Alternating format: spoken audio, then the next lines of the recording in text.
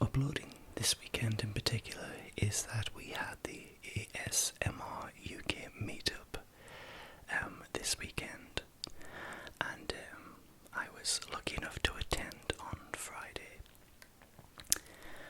For those who are not in the know, we have an annual meetup of ASMR artists from around the United Kingdom and internationally, and we met in the city of Newcastle this year, and we had a great time, a fantastic time.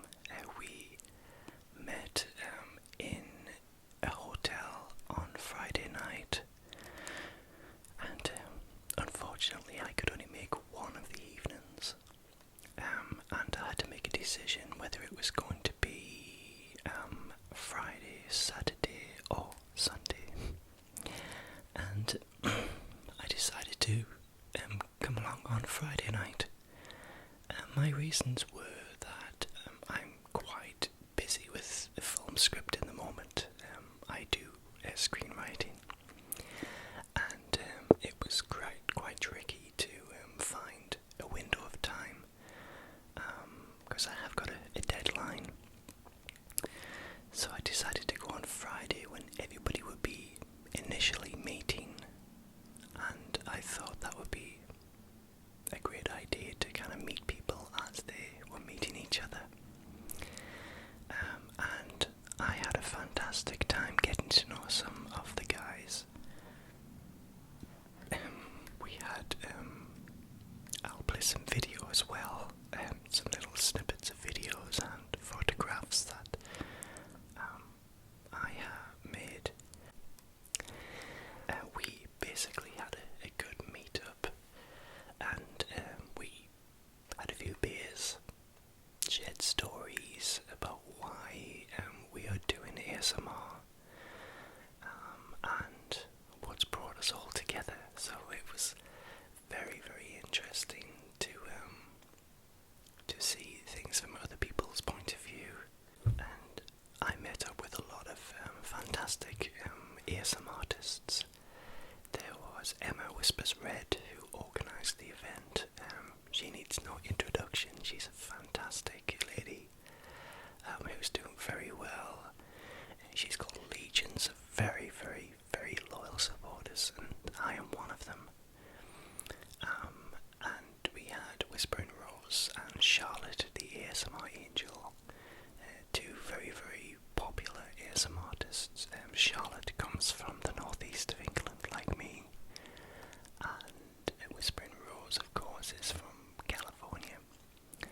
So I think she's doing a tour of the UK at the moment, and Ireland, and she's in Scotland as we speak. Yeah, Charlotte is a fantastic whisperer too, and she's a generic Geordie, as she said, like myself. People who don't come from the region find trouble seeing which region of the northeast you come from. There was Scott Jessup, who I've already talked about extensively, but fantastic to meet Scott in the flesh, and he's every bit as lovely as I thought he'd be. We've also got Lindsay at Euphoric Whispers and Emma at Aurora Whispers. She was there, and very good, lovely lady too. Brad Robbo was an interesting, quirky guy. He does videos a little bit like Bob Ross, but don't let that fool you, because he's really got his own thing going on. He is very, very unique, very animated, and very talented as well. Check out his channel, it's unreal. He's very, very talented. We've also had ASMR Machine, who is a guy, Tom, who makes these crazy, wonderful and weird machines, and a mechanical arm that taps. So it's very unique ASMR, and I'm sure he's going to be doing see some of these guys appear in the Braingasm video that's upcoming too. Who else did we have? We had Whisper and Wallace, and we also had Tom, and I forget what Tom's ASMR name is, but he's a wonderful guy too. It was really nice to kind of come together and meet these people, because ASMR is generally quite a solitary practice. It's a very personal practice, and it's between the ASMR artists and the viewers out there, you guys who are watching me now. So it's a very personal one-on-one thing, and to meet others who do the same thing but yet a little bit differently. That was fantastic, and I'm so pleased that I've done it. Yeah, when I first got to the hotel, I recorded a video. I didn't know what to expect. I thought to myself, I've checked into a hotel by myself, with nobody that I knew. I was meeting a lot of potential strangers from the internet, even though I knew these people's on-screen persona. I didn't actually know them as a person, and vice versa. But I'm so glad that I did that. June has been a very interesting month for me. There's been a few really unusual things that's happened to me.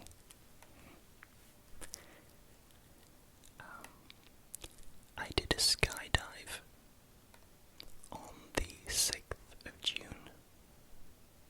On the 6th of June I did a skydive. I did it in memory of my dad, who died in 2002.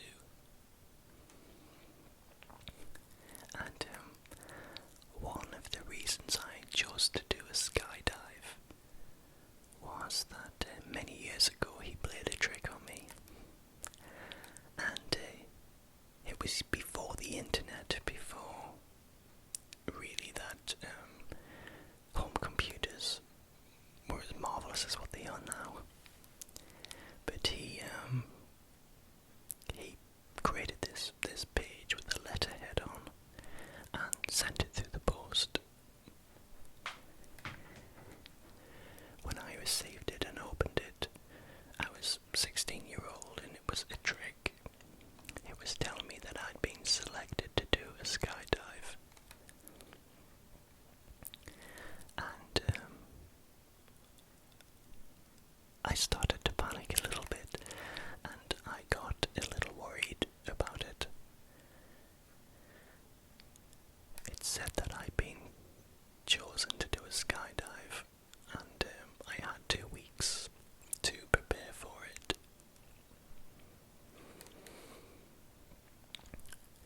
But it was just a trick, but I decided to do a real skydive in memory of Dad. And I decided to do it in January, and it was through my employers, my day job. And it was fantastic. What an experience it was. Truly, truly amazing. I turned up at the airfield on sorry, I said it was the 6th of June. It wasn't. It was the 8th of June, which is the weekend. So I turned up. It did say that we had to turn up as early as possible, because it was a first come, first serve basis. And I turned up, and I was the 4th person in the queue. It was a building with lots of shutters down, and there was no sign of life, and I left really early that morning. And I was the 4th in the queue, and when I asked the other guys, I started talking to them.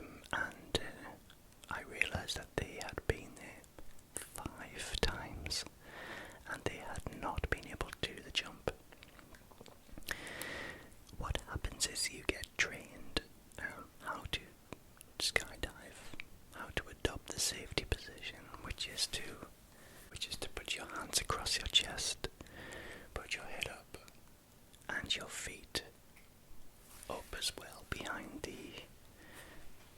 instructor, because I did it tandem. So you do a 30-minute exercise, training exercise about the landing position and the position to adopt when you fall. But these guys said that there's no guarantee you can actually get up to the clouds and jump. And they had even been in the aeroplane, and it had been decided to be cancelled at the last minute. So I thought that inevitably that might happen to me too. But I was very, very lucky to get up there. I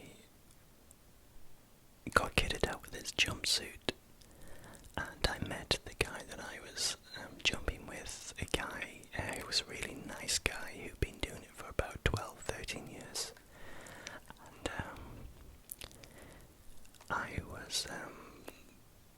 I didn't actually have the right footwear to do the jump, and I had canvas shoes on, and the guy said to me, "You can't jump in those."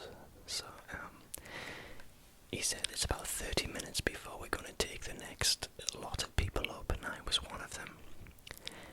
So I had to start asking a lot of the people who were spectating if anybody had a size 8, UK size 8 trainer. And I did. I managed to get some really cool Converse. I wished I could have kept them. But it was really kind of the guy to give me some trainers from the boot of his car.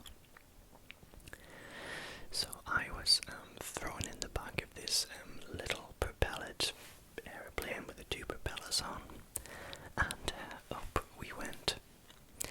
And it wasn't a very graceful flight. It kind of went whoosh, straight up. And we were sitting on the floor inside of the aeroplane, and it holds around 8 people in total. And I was at the very back with another girl who was doing the same thing as me, with another instructor, and the people in front were all solo parachutists.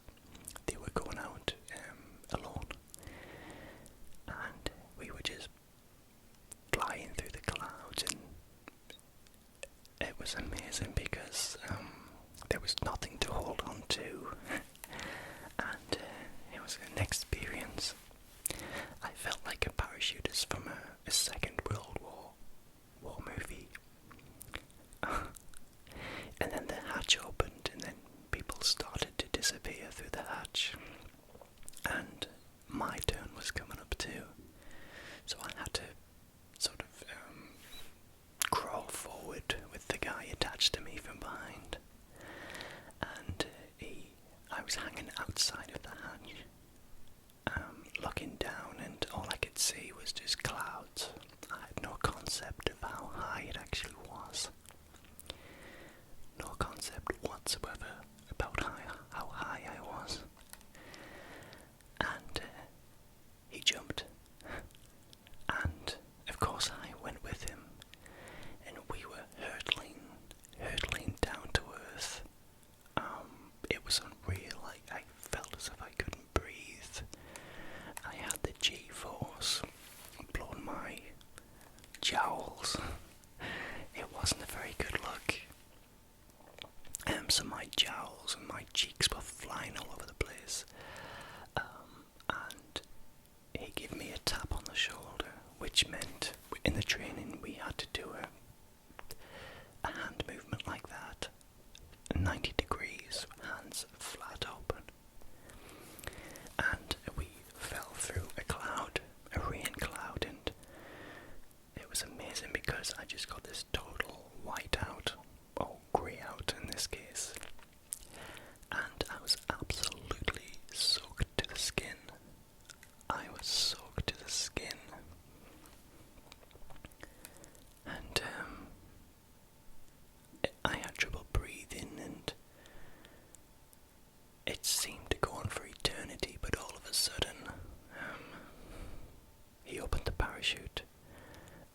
just pulled back upwards.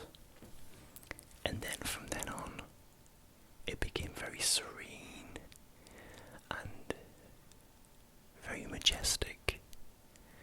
We were gliding through the sky, gliding, and it was beautiful. I could see all of England laid out like a patchwork quilt. I could see fields, I could see the coastline, I could see the city far away, the city of Durham and Newcastle. It was such a euphoric experience, and something I'll never forget.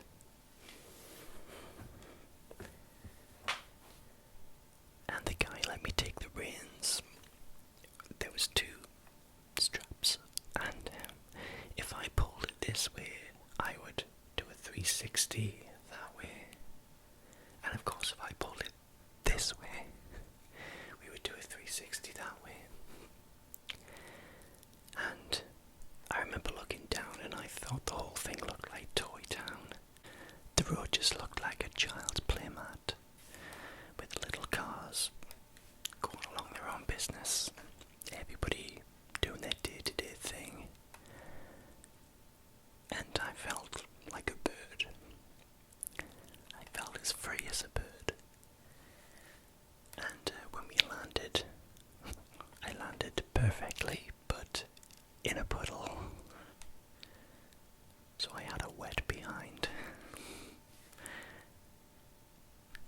But yeah, I had a Just Giving page and I managed to raise around £700, which is very good. And to make things even better, my employees match that pound for pound, so it's doubled. And I did this for a charity which helps families cope with autism, families who are affected by autism. So it's a very good cause. Very, very good cause.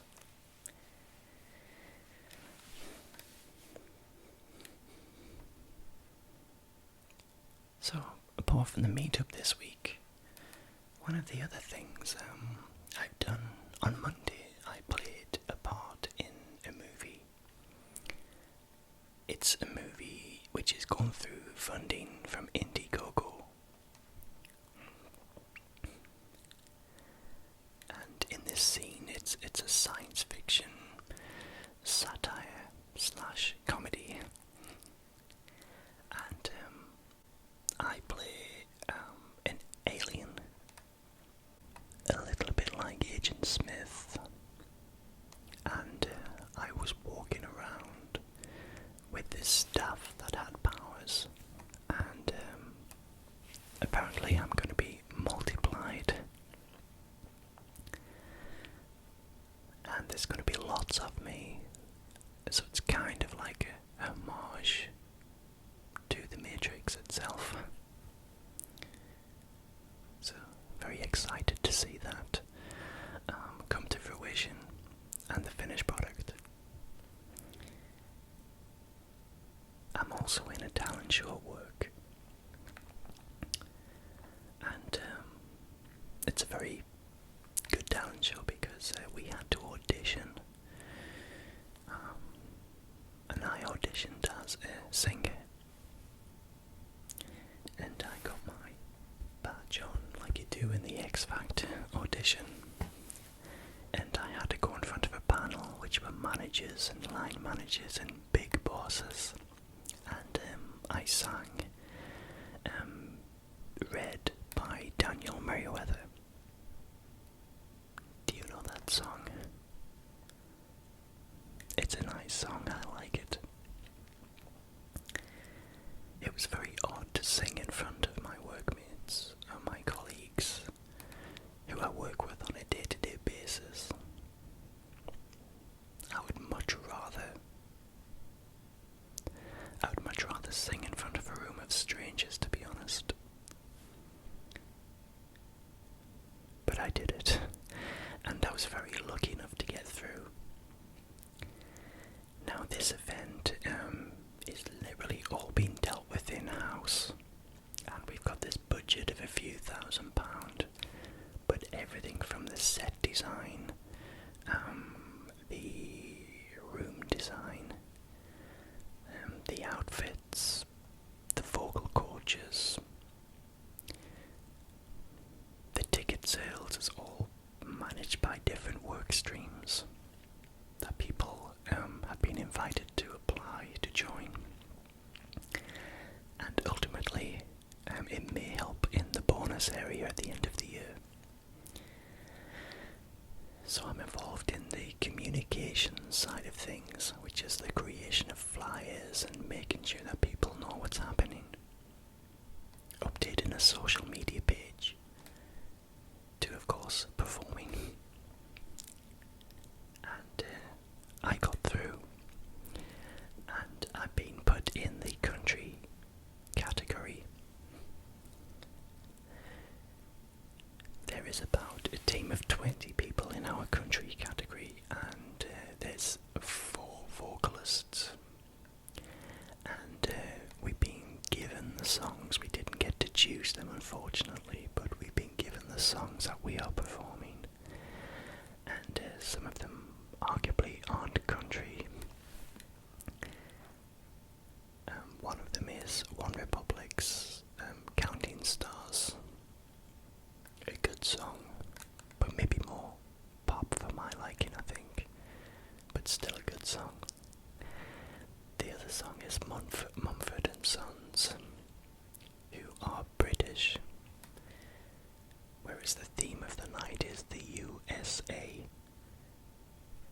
And the final song is Country Roads Take Me Home, which everybody knows, but it's a big upbeat dance version rather than the John Denver original. And the dress theme for the whole night is Vintage America. So we're thinking Hollywood, Grace Kelly, Cary Grant, that kind of thing. For the country group, we've been split into 2, and half are cowboys, and the other half are hillbillies. We're doing a rendition of Jewel of Banjos, so I guess that's why they've done that. And I've been told that I'm a hillbilly. I would love to have been a nice cool cowboy, but not to worry. So I'm very excited about taking part in that, and that is taking place on the 8th of October.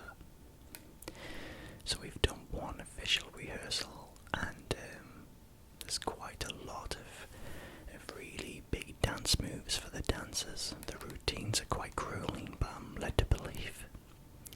But the singers have been given a free rein over arrangements, and who's taking the lead on what song and who's doing a backing vocal on the other.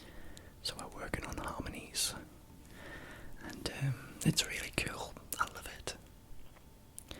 And the only thing we're doing with the dancers is that we are being blocked on stage. So we have to walk in front and then walk to the back to let the dancers at the front. So it's more just kind of blocking and where we're meant to be. So very, very excited about that. One of the things that we spoke about at the UK ASMR meetup the other night was how regular people update.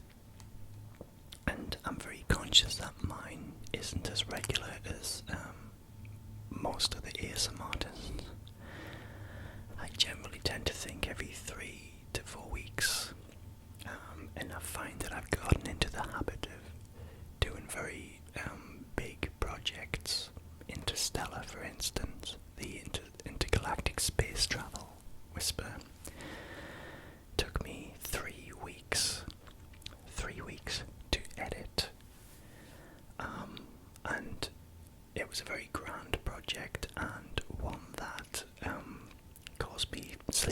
nights. And the idea is to help you guys get to sleep. So I'm having a bit of a think about how I want to proceed with things. Doing things like this, where I'm just talking to the camera without a script. Freewheel, if you like. It's very easy to do and requires almost no preparation.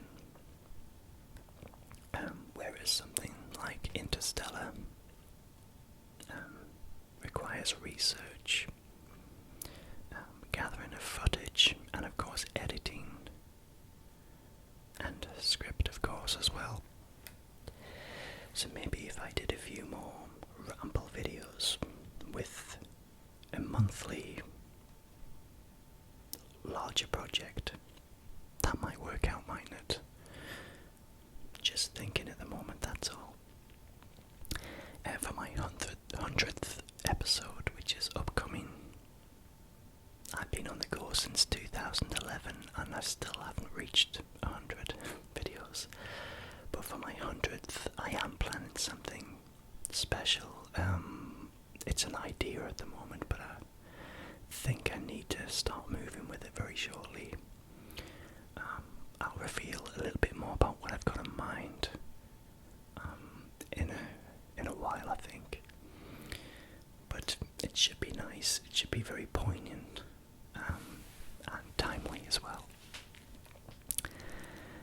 So again, thank you to everybody for subscribing and being loyal to my channel. I read every comment, every personal message. I try to answer exactly what I can. And all I can do is say thank you, thank you, thank you. And I will sign off and bid you all a very good night and restful sleep. Take care.